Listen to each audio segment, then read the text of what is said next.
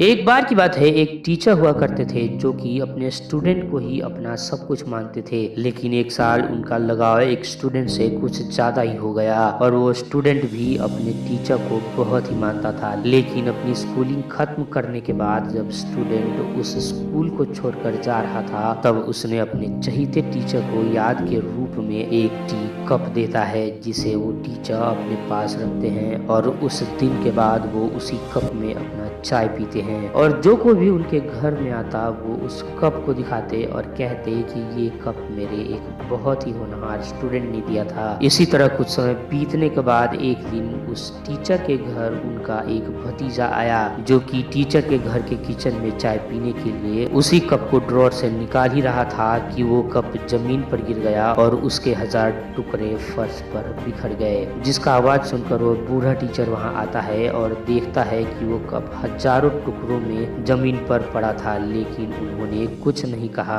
और वापस अपने कमरे में चले गए। तो दोस्तों, इसी तरह हम सभी के जिंदगी में एक न एक दिन जरूर आता है जब हमें लगता है कि अब हमारे जिंदगी में अंधेरे के अलावा कुछ और नहीं बचा और कोई रास्ता भी नहीं दिखता। तब हमारे सभी सपने उस कप की तरह हजारों टुकड़ों में टूटकर बिखरे हुए दिखाई देते हैं और कई तो यहाँ तक सोच लेते हैं कि अब जीने का कोई फायदा नहीं और गलत फैसला लेने की सोचने लगते हैं। लेकिन दोस्तों, हार मानने से कुछ नहीं होता। अगर आपको लगता है कि अब जिंदगी में कुछ नहीं रखा, तो यही समय होता है कि हम पुरानी बातों को पीछे छोड़कर अपने जीवन की नई शुरुआत करें और जो भी परेशानी है उसे एक एक करके सॉल्व करें, उसके बारे में अपने लोगों से बातें करें ताकि आपके उस परेशानी का हल निकल सके। क्योंकि अगर कोई परेशानी है तो उसका हल भी जरूर होगा, बस आपको उसे ढूंढने की जरूरत है। तो दोस्तों, ये थी आज की मोटिवेशनल स्टोरी। चलिए मिलते हैं कल एक और मोटिवेशनल वीडियो लेकर। Goodbye for now, stay happy and blessed.